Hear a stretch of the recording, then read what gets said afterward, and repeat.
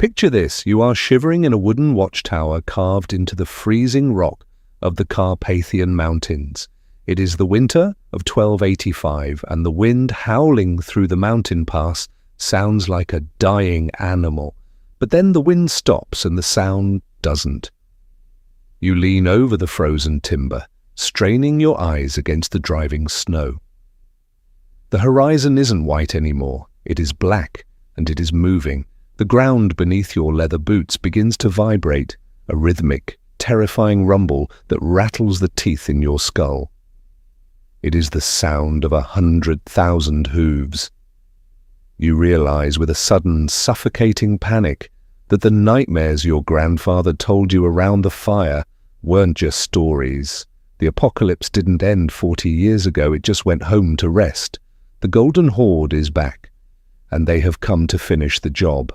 You have seconds to light the warning pyre before a black-fletched arrow, fired from a compound bow through the blizzard, pins your throat to the mast. Before diving into these forgotten stories of survival and suffering, if you enjoy learning about the hidden truths of history, consider hitting that like button and subscribing for more content like this. And please comment below to let me know where you're listening from. I find it incredible that we're exploring these ancient stories together from different parts of the world, connected across time and space by our shared curiosity about the past. The year is 1285 and the Kingdom of Hungary is about to be wiped off the map. At least that is what the rest of Europe assumes. To understand the sheer, paralyzing terror gripping the Hungarian people at this exact moment, you have to rewind the clock 44 years to 1241. That was the year the Mongols first spilled over the mountains under the command of Batu Khan and Subutai. They didn't just defeat the Hungarian army, they erased it. The Battle of Mohi wasn't a military engagement, it was a meat grinder.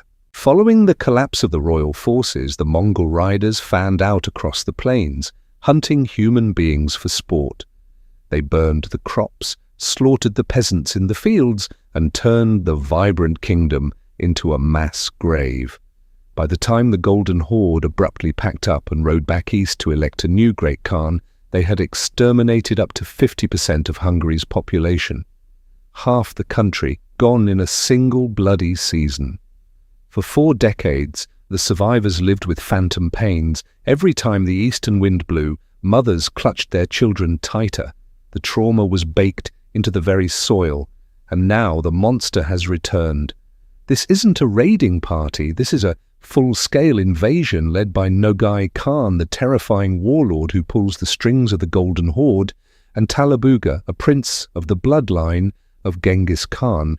They are leading an army so massive it blackens the snow-covered valleys, bringing with them tens of thousands of hardened steppe warriors, siege engineers, and a ravenous hunger for plunder. Nogai looks at Hungary and sees a wounded animal. He sees a kingdom tearing itself apart from the inside, ruled by a boy king who dresses like a barbarian and alienates his own nobility. The Mongols expect the same easy slaughter they enjoyed in 1241. They expect to ride down screaming peasants, burn wooden palisades, and wash their horses' hooves in the Danube before pushing deeper into the soft underbelly of Western Europe. But Nogai has made a fatal miscalculation. He doesn't realize that the trauma of the first invasion didn't just break the Hungarians, it mutated them. The kingdom waiting for the horde in 1285 is not the defenseless grazing land of the past. It is a giant, snapping steel trap hidden under the snow, engineered specifically to butcher light cavalry. The Mongols are riding into the most brutal ambush of the Middle Ages, a campaign that will systematically strip away their aura of invincibility and drown them in their own blood.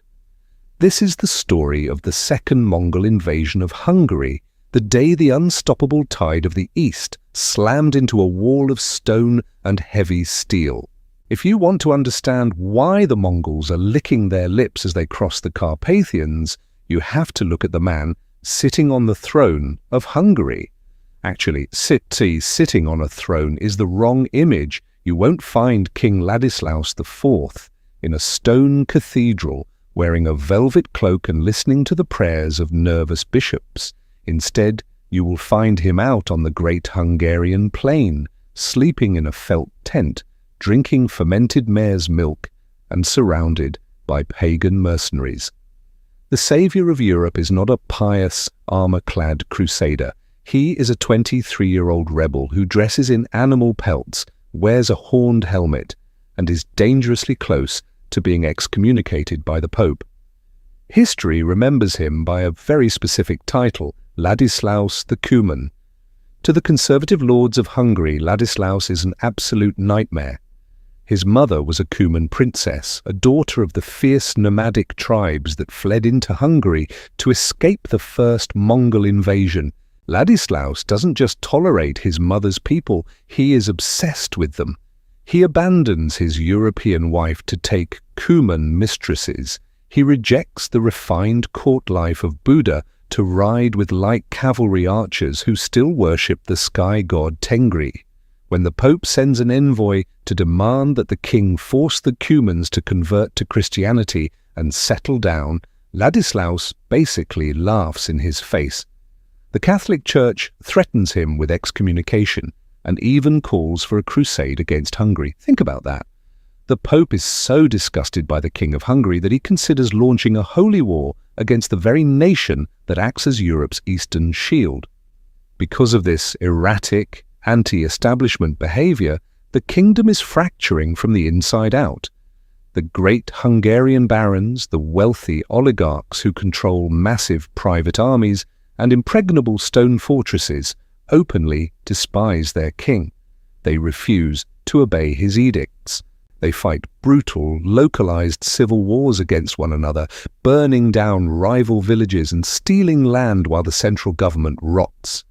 The kingdom is a disorganized mess of shifting alliances, bitter blood feuds, and religious tension. It is a house divided, seemingly ready to collapse at the slightest push.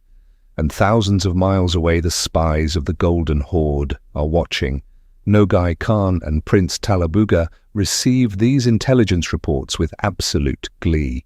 In the Mongol playbook, a divided enemy is a dead enemy. When they look at the map of Europe, they don't see a formidable military power waiting to contest their advance.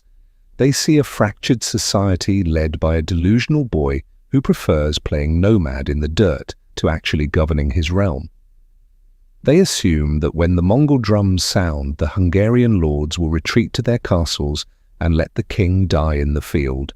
They assume the kingdom will shatter into a dozen pieces just like it did in 1241, allowing the horde to pick off the survivors one by one. It is the perfect geopolitical storm. The Golden Horde needs plunder to stabilize its own internal politics, and Hungary looks like an unlocked vault guarded by a madman. So, in the dead of winter, when the rivers freeze solid enough to support the weight of heavy baggage trains and tens of thousands of horses, the Mongol war machine is set into motion. They split their massive force into two primary columns to maximize terror and destruction. Talabuga leads the northern prong, aiming to smash straight through the Carpathian passes and descend upon the capital region of Pest. Nogai Khan takes the southern route, intending to carve through Transylvania and crush any resistance from the local populations. They ride with the absolute arrogance of an apex predator. They expect panic. They expect surrender. They expect the Hungarian king to flee in terror at the mere sight of their banners, but Nogai and Talabuga are making a catastrophic error. They are confusing political instability with military weakness. They look at Ladislaus the Cuman and see a fool. What they fail to realize is that by immersing himself in the brutal, lightning-fast warfare of the steppe nomads, the King of Hungary understands exactly how the Mongols fight. He knows their tactics, he knows their psychology, and more importantly, the rebellious barons sitting in their stone fortresses are not the soft, panicking victims of 1241. They have spent the last 40 years preparing for this exact moment. The Mongols think they are invading a slaughterhouse. They are actually stepping into a meat grinder. The Golden Horde does not march, it consumes. As the winter of 1285 tightens its grip on the Carpathian Mountains, the Mongol war machine bleeds through the high passes like a dark, venomous stain over the white snow. You have to understand the sheer scale of this nightmare. This is not a disorganized mob of barbarians. It is a highly disciplined, mobile city of death. 100,000 horses breathing plumes of steam into the freezing air. The muffled crunch of hooves on ice, the stench of wet fur, horse sweat, and smoke. At the center of the southern column rides Nogai Khan. He is the kingmaker of the Golden Horde, a ruthless, battle-scarred warlord who operates with the cold, mechanical efficiency of an apex predator. He has an empty eye socket from a previous war, but his one good eye is fixed firmly on the wealth of Europe. To Nogai and his co-commander, Prince Talabuga, this invasion is not a military campaign, it is a harvest. The Mongol leadership suffers from a fatal strain of imperial arrogance. They are looking backward, completely blinded by the ghosts of 1241. 40 years ago, the Mongols rode onto the great Hungarian plain and treated the European knights like target practice. They remember the heavy, clumsy European cavalry sinking into the mud, while Mongol horse archers danced around them, filling them with armor-piercing arrows from 100 yards away. They remember burning wooden forts to ash and chasing panicked kings across the continent. Nogai expects the exact same script to play out today. He believes the DNA of the Hungarian military is stagnant, weak, and pathetic. The arrogance is woven into their tactics. The Mongol light cavalry is arguably the most lethal fighting force on the planet in an open field. Every man rides with 2 or 3 remounts, allowing the army to move at a terrifying, relentless pace. They communicate silently across vast distances using flags and whistling arrows. Their weapon of choice, the composite bow made of horn, wood, and sinew, has a draw weight that would shatter the shoulders of an average man. They are planning to use their signature feigned retreats, drawing the disorganized Hungarian lords out into the open, surrounding them and butchering them until the snow turns red. As the 2 massive columns descend from the mountain passes, Talabuga, aiming for the heart of the kingdom at Pest, and Nogai driving south into Transylvania, the confidence of the horde is absolute. They expect to feed their massive herds of horses on the rich Hungarian grasslands. They expect to pillage undefended farming villages to supply their troops. They anticipate the local population scattering into the forests like terrified deer. But as the vanguard of the Golden Horde pushes deeper into the valleys, a creeping sense of unease begins to infect the Mongol ranks. The environment is wrong. The screaming, disorganized panic they expected to find is entirely missing. Instead, they are greeted by an eerie, suffocating silence. When Mongol scouts ride ahead to secure the farming villages, they find nothing. The wooden houses are empty, the granaries have been swept completely clean, the livestock is gone, there is no food for the men, and more importantly, there is no forage for their tens of thousands of horses. The Hungarians have vanished, but they haven't run away. The Mongol scouts ride out of the empty valleys and look up. Suddenly the arrogance of the steppe warriors evaporates into the freezing wind. Looming above them, built into the sheer rock faces of the mountains and guarding every strategic river crossing, are massive, jagged structures of solid stone. The horizon is bristling with heavily fortified castles that were not there 40 years ago. Nogai Khan is about to realize that while the Mongols spent the last 4 decades resting on their laurels, the Hungarians spent every single day preparing for vengeance. The open hunting ground has been replaced by a claustrophobic gauntlet of stone, and the invincible Golden Horde has just walked right into the kill zone. To understand the sheer panic creeping into the Mongol ranks, you have to look at the geometry of death King Bela IV left behind. Bela was the grandfather of the current mad King Ladislaus, and he was the man who survived the apocalypse of 1241. When Bela crawled out of the ashes of his ruined kingdom 40 years earlier, he learned a brutal, unforgiving lesson. Mud and wood do not stop hellfire. The traditional Hungarian defences, earthen ramparts and wooden palisades, had been burned to the ground by Mongol siege engineers in a matter of hours. So Bela made a paranoid, hyper-aggressive decision that completely altered the DNA of Eastern Europe. He decided to weaponize the earth itself. He issued a ruthless mandate to his surviving nobility. He gave away massive tracts of royal land with one non-negotiable condition attached. The lords had to build castles out of solid stone. Bela practically bankrupted his kingdom, importing master masons and military engineers from the West.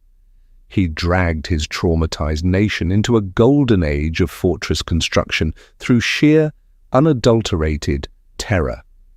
By the time the Golden Horde returns in 1285, the Hungarian landscape has been transformed into an obstacle course of nearly 100 state-of-the-art stone fortresses. These are not decorative palaces. They are brutal, ugly, highly functional killing machines built on high elevations, guarding every single river crossing, valley choke point, and trade route. For Nogai Khan and Prince Talabuga, this is a catastrophic tactical problem. The entire Mongol military doctrine is based on three principles: momentum, space, and speed. A steppe army is a fluid entity. It flows around resistance, surrounds it, and chokes it to death on an open plain. But you cannot outflank a limestone wall built into the side of a cliff. You cannot intimidate a fortress. And most importantly, you cannot shoot a lightweight, armor-piercing arrow through 4 feet of solid rock. The ultimate mobile strike force is suddenly forced to hit the brakes. And for a nomadic army of this size, stopping is a death sentence. The Mongols are masters of siege warfare, but they are used to cracking cities, not navigating a decentralized network of autonomous strongholds. To take a stone castle, you have to surround it, build catapults, and starve the defenders out. That takes months. But the Golden Horde does not have months. They have brought 100,000 horses into a freezing, barren wasteland. If they sit outside a castle for even 2 weeks, their animals will strip the surrounding area of every blade of dead grass and then begin to starve. The Hungarian strategy is elegantly cruel. They do not need to meet the invincible Mongols on the open field. They just need to lock their heavy oak doors, stand behind their stone battlements, and let the brutal European winter execute the invaders for them.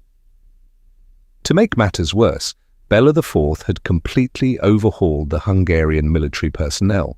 He knew light cavalry archers could not beat the Mongols at their own game, so he invited the heavy hitters. He brought in the Knights Hospitaller and heavily armoured Western mercenaries. He armed his garrison troops with crossbows. The crossbow is the ultimate equalizer in medieval warfare. It takes years to train a Mongol warrior to shoot a composite bow from horseback. It takes 2 weeks to teach a peasant how to point a heavy crossbow through an arrow slit and pull a trigger. As the Mongol columns try to bypass these imposing fortresses to push deeper into the country, the Hungarian garrisons do not just hide. The heavy knights wait for the Mongol lines to stretch out and become disorganized in the narrow mountain passes. Then the castle gates swing open. Armored shock cavalry thunders down the hillsides, smashing into the vulnerable Mongol baggage trains, slaughtering the supply workers and retreating back behind their impenetrable walls before the Mongol light cavalry can even knock their arrows. The hunters are suddenly being bled dry by 1,000 agonizing, unpredictable cuts, and the invasion has barely even begun. The northern column of the Golden Horde, led by the royal prince Talabuga, finally breaks through the frozen foothills and spills onto the plains surrounding Pest. This is supposed to be the glorious climax of the invasion. In 1241, the Mongols burned this exact region to the ground, massacring the population and chasing the Hungarian king all the way to the Adriatic Sea. Talabuga expects history to repeat itself. He expects to pitch his royal yurt in the smoking ashes of the capital and wait for the terrified European lords to crawl on their bellies and offer him tribute. But when the Mongol vanguard rides out of the tree line, they do not see a sprawling, vulnerable wooden city ripe for the slaughter. They see an impregnable, looming fortress of solid rock, anchoring the defensive line along the freezing, grey waters of the Danube River. The Mongols are the undisputed masters of the open steppe. Their entire way of life, their entire philosophy of war, is built on the concept of infinite mobility. But you cannot ride a warhorse up a sheer vertical stone wall. You cannot outflank a fortified limestone gatehouse. And you absolutely cannot intimidate a structure that does not feel fear. Talabuga is furious. He orders his horse archers forward, relying on the sheer, overwhelming volume of their firepower to suppress the defenders and break their morale. Tens of thousands of riders surge forward in a terrifying synchronized wave. They draw back their composite bows, weapons engineered to pierce armor from 100 yards away, and release. A massive black cloud of arrows darkens the pale winter sky. It is a storm of iron and wood that would have pulverized a traditional European field army in seconds. The arrows whistle through the freezing air and slam into the fortifications of Pest like a localized hurricane. But then the most terrifying sound in the world reaches the ears of the Mongol commanders. It is the sound of nothing happening. Against the heavy stone walls of Pest, the armor-piercing arrows simply shatter. The air is instantly filled with the pathetic noise of snapping wood and blunted iron raining down harmlessly into the snow. The Mongols shoot until their fingers bleed, until their quivers are empty, and the only result is a carpet of broken arrows at the base of a wall that has not even been scratched. Inside the fortress, the Hungarian defenders do not panic. They are not the disorganized, terrified peasant levies of the past. They are heavily armored garrison troops, well-fed, completely insulated from the biting cold, and armed with heavy European crossbows. They casually step up to the narrow arrow slits carved deep into the stone battlements. They wind back the thick steel strings of their weapons, lock the heavy iron bolts into place, and unleash a devastating, calculated counterfire. A heavy crossbow bolt, fired from a high elevation, does not just pierce Mongol boiled leather armor. It punches clean through the rider's chest, shatters his spine, and pins him to the freezing mud. The Mongols begin taking horrific casualties. They are bleeding out in the snow, not in a glorious sweeping cavalry charge, but in a slow, agonizing meat grinder, where they cannot even touch the men who are slaughtering them. Talabuga is forced to halt the assault and attempt a formal siege. But this exposes the fatal flaw in the Mongol invasion plan. A siege requires time, and time is the one thing the Golden Horde does not have. The surrounding landscape has been aggressively stripped bare by the Hungarians. There is no timber left to build catapults or trebuchets. There are no undefended villages to raid for grain. There is only ice, rock, and the freezing wind. The psychological impact of this stalemate is absolutely devastating. For generations, the Mongol warrior has been religiously conditioned to believe in his own absolute, divine superiority. He is the apex predator, the punishment of God. But as the freezing days drag into weeks outside the walls of Pest, the predator begins to starve. The pristine snow around the Mongol camps turns into a disgusting slush of mud, horse blood, and freezing human waste. Talabuga watches his finest warriors succumb to frostbite and despair. The strict discipline that conquered the known world begins to fray. Men fight over scraps of food. The horses, the very lifeblood of the Mongol military machine, begin to drop dead from starvation, their frozen carcasses quickly butchered by starving soldiers. The hunters have walked directly into a cage, and the Hungarian winter is slowly tightening the lock. Let's talk about the absolute logistical nightmare of moving a nomadic city across a frozen wasteland. To understand the true horror of what the Golden Horde is experiencing outside the stone walls of Hungary, you have to understand their anatomy. A Mongol army is not powered by men, it is powered by horses. Every single warrior rides with a string of 3 to 5 remounts. This is the secret to their terrifying speed and their ability to outmaneuver any traditional European force. But that immense tactical advantage comes with a mathematical catch. When you bring an army of tens of thousands of men into a foreign country, you are also bringing over 100,000 horses, and those horses need to eat. Under normal circumstances, this is not a problem. The Mongols time their campaigns to coincide with the harvest or the spring growth, allowing their herds to graze on the endless grasslands of their enemies. But King Ladislaus and his ruthless barons understand this perfectly. They know they cannot kill 100,000 horses with swords and arrows, so they decide to kill them with nothing. Months before the first Mongol hoof even touched Hungarian soil, a brutal mandate swept across the kingdom. The order was simple and apocalyptic. Leave nothing behind. This is the doctrine of scorched earth, and the Hungarians execute it with a terrifying absolute efficiency. Every single village in the path of the invasion is evacuated. But they do not just leave. They take every ounce of grain, every bushel of wheat, and every piece of livestock behind the thick stone walls of their new fortresses. Whatever they cannot carry, they burn. They set fire to their own fields. They burn the autumn grass down to the frozen dirt before the winter snow even has a chance to fall. When Talabuga and Nogai Khan finally arrive, they find a landscape that has been surgically sterilized of all life. It is a freezing, empty void. For the first few weeks, the sheer momentum of the horde carries them forward. But as the sieges drag on and the temperature plummets, the mathematical reality of their situation begins to crush them.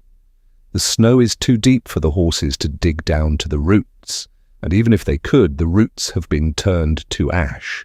The starvation begins slowly, and then it cascades into an absolute catastrophe. The horses, the very lifeblood of the Mongol war machine, begin to wither. A starving horse loses its speed, then it loses its strength. Soon, it cannot carry an armored rider. It cannot pull a heavy baggage cart. Across the frozen plains, the massive herds that once terrified the world begin to drop dead by the thousands. The Mongol camps degenerate into a frozen hellscape. The proud steppe warriors, men who were raised to believe they were the divine conquerors of the earth, are reduced to shivering in the mud, butchering their own dying horses just to survive the biting wind. But eating your own engine of war is a fatal, desperate choice. Every horse they eat is one less chance of escaping the trap they have walked into. Without food, the immune systems of the soldiers begin to collapse. The tightly packed, freezing camps become breeding grounds for disease. Dysentery and frostbite rip through the ranks, rotting the army from the inside out. Men who survived the greatest battles of the century are now dying in their own filth, coughing up blood in the shadow of limestone walls they cannot breach. The psychological damage is absolute. The aura of invincibility is gone, replaced by a suffocating, animalistic panic.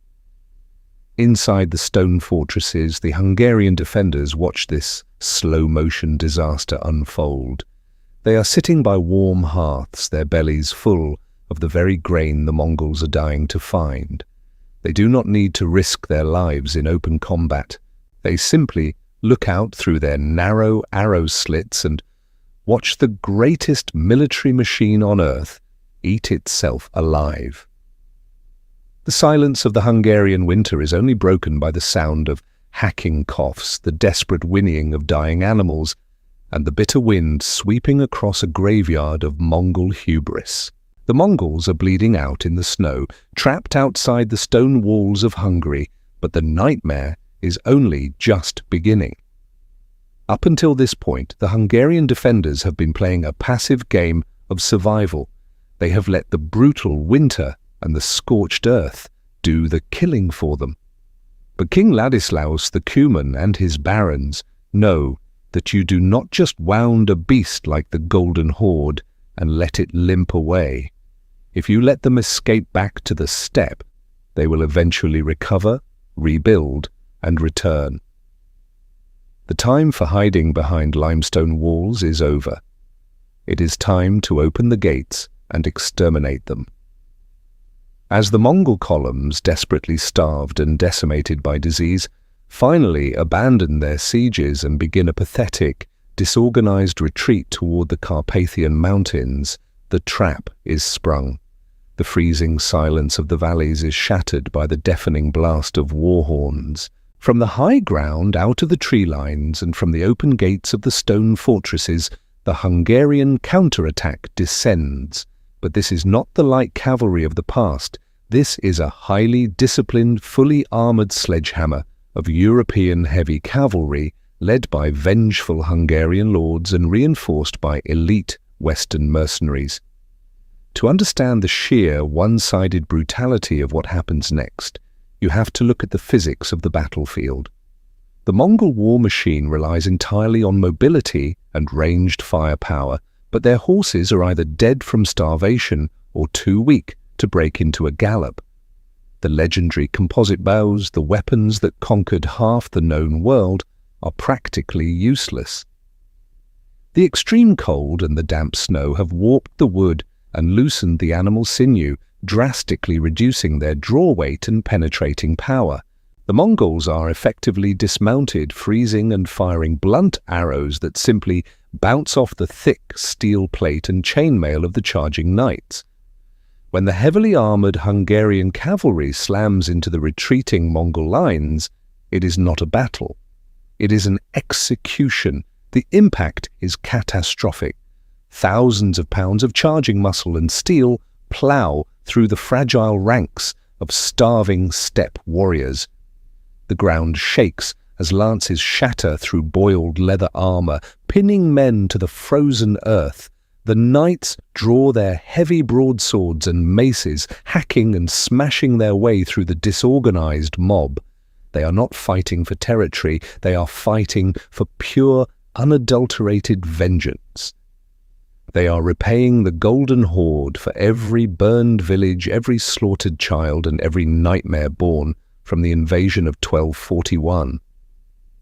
The Mongols, the apex predators of the 13th century, suddenly experience the terrifying helplessness of being the prey.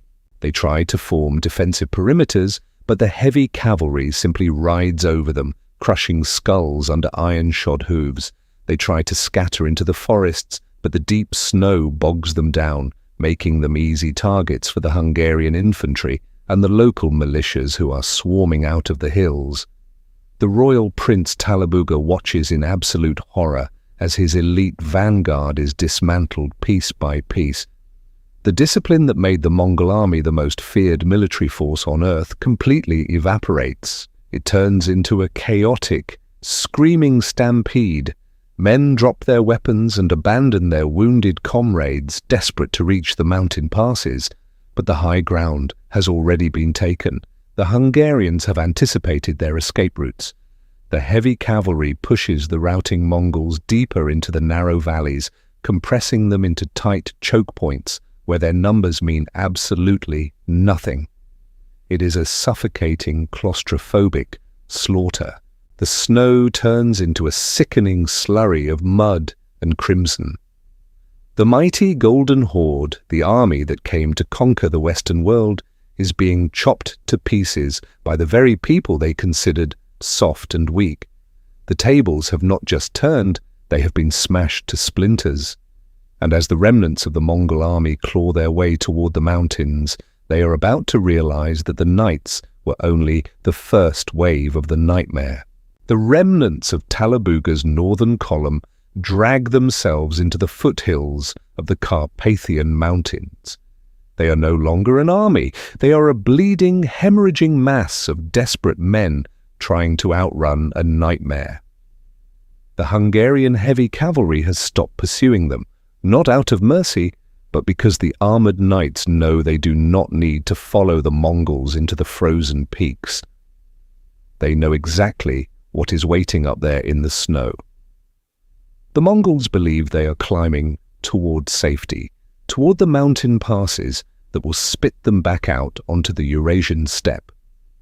In reality, they are walking into the final, darkest chamber of the slaughterhouse.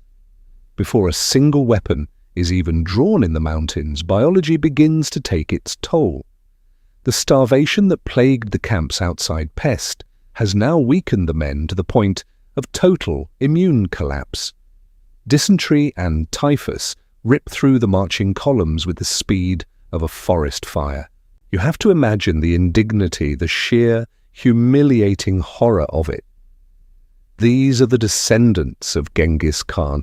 These are the undisputed masters of horseback warfare, men who brought the great empires of China and Persia to their knees. Now they are stumbling out through freezing mud on foot because their horses have all been eaten. They are freezing to death in their own waste, dropping dead on the side of the mountain trails by the thousands, leaving a trail of frozen corpses that marks their pathetic retreat. And then the shadows in the trees begin to move. The Carpathian passes are steep, narrow, and suffocatingly tight. It is a geography purpose-built for guerrilla warfare. And the people who live in these mountains, the Szekelys of Transylvania and the Vlach Highlanders, know every single rock, cave, and blind corner. These are not the heavily armored, wealthy barons of the plains. These are hardened, brutal mountain fighters who have spent the last 4 decades nursing a bitter, generational hatred for the Golden Horde. They do not fight with chivalry. They do not line up on a battlefield. They fight like wolves. As the suffocating Mongol columns string themselves out along the narrow mountain paths, the trap snaps shut. It does not start with a cavalry charge. It starts with the deafening crack of timber. The mountain fighters have systematically weakened the massive pine trees lining the ridges above the passes. When the Mongol vanguard enters the kill zone, the locals trigger the deadfalls. Thousands of pounds of wood and jagged rock cascade down the cliffs, crushing hundreds of Mongol soldiers, instantly and permanently blocking the path forward. Panic ripples down the line. The Mongols are trapped in a single-file corridor of death, walled in by sheer cliffs on one side and a plunging abyss on the other. Then the arrows start falling. The Szekely light infantry, completely adapted to the freezing environment, rain down a merciless barrage of localized fire from the high ground. The Mongols attempt to shoot back, but firing vertically up a cliff face with frostbitten fingers and ruined bowstrings is an exercise in futility. They are sitting ducks. The psychological breakdown of the Mongol war machine is absolute. Unit cohesion, the unbreakable discipline that made them the terror of the globe, shatters completely. It becomes a horrific, desperate scramble for personal survival. Men trample their sick and wounded brothers into the snow just to push forward. They abandon the massive baggage trains filled with the meager loot they managed to steal. They throw away their armor, their weapons, and their dignity. Prince Talabuga, a royal prince of the blood, abandons his command. He throws away the burden of leadership and flees with a handful of his fastest surviving riders, leaving his tens of thousands of dying men to be butchered by the mountain people. The Vlachs and Sekalis descend from the ridges with axes and hunting spears, sweeping through the trapped columns and executing the survivors with a cold, mechanical efficiency. There is no negotiation, there are no prisoners taken. The freezing valleys of the Carpathians are choked with the bodies of the invincible Golden Horde, their corpses left to freeze solid in the snow as a grotesque monument to European vengeance. The hunters have been entirely, violently consumed by the hunted. While Talabuga's northern force is being fed to the mountains, you might be wondering about the mastermind of this invasion. Nogai Khan, the brilliant one-eyed warlord who took the southern route into Transylvania, is discovering his own personal hell. Nogai expected the southern lords to fold, but he walked into a buzzsaw. He did not just face castles, he faced fortified Saxon churches, entire towns surrounded by thick walls bristling with crossbowmen. His campaign mirrored the slow, agonizing disaster in the north. Starved of resources, blocked by stone, and relentlessly harassed by heavy cavalry, the southern column completely collapsed. The apex predator of the Eurasian steppe is now quite literally running for his life. You have to visualize the sheer humiliation of Nogai's retreat. This is a man who deposes kings and appoints emperors across the vast Mongol empire. Now he is fleeing through the freezing mud of the Transylvanian Alps like a common thief. The rigid discipline of his elite guard is completely gone. To move fast enough to escape the pursuing Hungarian knights, Nogai is forced to order the ultimate disgrace. They have to drop the loot, all the silver, the captured weapons, the meager supplies they managed to steal. It is all unceremoniously thrown into the snow. Worse still, they have to abandon their wounded. Mongol warfare is built on a fierce, sacred brotherhood of the saddle, but primal survival has reduced these proud warriors to terrified animals. They leave their bleeding comrades behind to be butchered by the vengeful local militias. When the surviving remnants of the Golden Horde finally spill out of the Carpathian passes and stumble back onto the open steppe, they do not look like an army.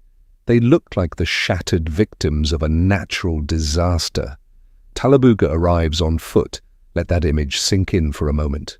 A royal prince of the bloodline of Genghis Khan, the commander of the greatest mobile cavalry force on planet Earth, is forced to walk out of Hungary like a starving beggar.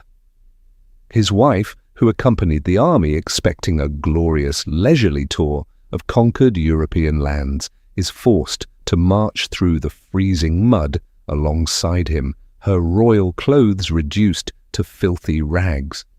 The vast majority of their men are dead. Tens of thousands of elite steppe warriors, their bones left to bleach in the European snow. But the loss of manpower and horses is not the most catastrophic blow. Kings can always breed more horses and draft more men from the eastern steppes. What the Hungarians destroyed in the brutal winter of 1285 is something infinitely more valuable. They destroyed the psychology of the Mongol Empire.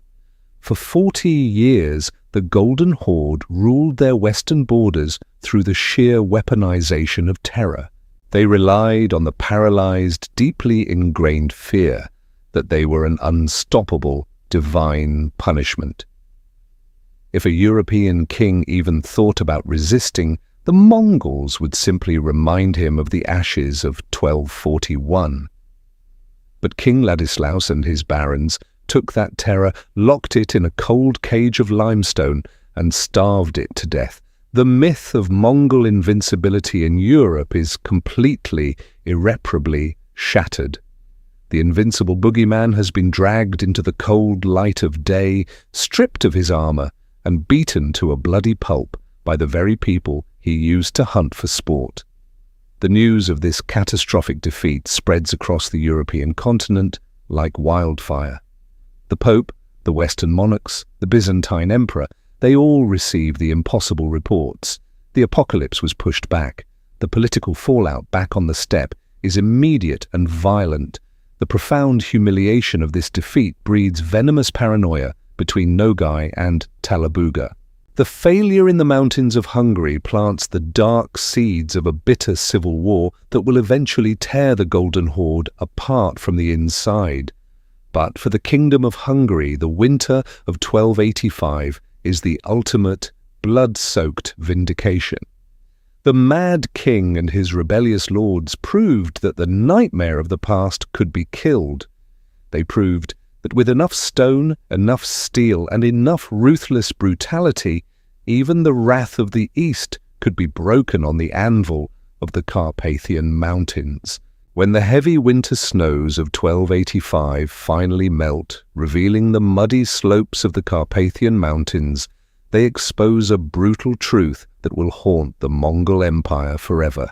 Scattered across the valleys, piled in the freezing gorges, and rotting at the base of massive stone fortresses are the remains of the Golden Horde. There are no glorious songs sung for them. There are no monuments built. There is only the cold silence of the stone and the squawking of crows picking at the bones of an army that called itself the unstoppable wrath of God. The Kingdom of Hungary, led by a king shunned by Europe and threatened with excommunication by the Pope, has done what the rest of the Western world thought was absolutely impossible. They didn't just defeat the invincible Mongol cavalry, they broke their spirit and shattered their myth. This monumental victory wasn't forged by shining crusaders in holy armor or by pious prayers in quiet monasteries. It was forged from pure, calculated ruthlessness. It was built on the terrifying decision to sacrifice their own land, burn their own crops, and starve the enemy until proud steppe warriors were forced to eat their own dying horses. It was shaped by the brutal physics of stone castles, turning the bloody geography of Eastern Europe into a giant, inescapable meat grinder. The Hungarians learned a dark, fundamental truth about warfare that the rest of Europe was still struggling to grasp. You cannot negotiate with an apex predator, and you certainly cannot beg it to stop. You can only smash its teeth out with a sledgehammer made of limestone and steel. The legacy of this second invasion goes far beyond the borders of Hungary. It is the bedrock of European survival. Imagine for a moment if that network of stone fortresses had failed in that freezing winter. There was no military force left on earth that could have stopped Nogai Khan and Talabuga. They would have spilled over the borders, crushed the Holy Roman Empire, and burned the glories of Paris and Rome to ash. The cold, unfeeling stone walls of King Bela IV and the savage nomadic tactics of King Ladislaus, the Cuman, accidentally became the meat and blood shield of Western civilization. It is a gritty reminder that sometimes the world isn't saved by perfect heroes or holy men. Sometimes, to hold back the darkness, you need people who are willing to be more brutal, more ruthless, and more terrifying than the nightmare knocking at their door. If you've stayed with me to the end of this dark journey, you are clearly someone who appreciates the gritty, unforgiving, and often forgotten corners of human history. If this story of survival and brutal vengeance left a mark on you, please make sure you hit that like button, subscribe, and turn on the notification bell. I have a vault full of these buried historical files waiting to be opened. And before you go, I have a question for you to answer in the comments. Do you think Hungary's scorched earth tactic was a stroke of strategic genius, or was it an unforgivable cruelty inflicted on their own innocent people? I'll be reading your thoughts down below. Click the video on your screen right now to dive into another impossible victory that permanently altered the course of history. I'll see you in the next chapter.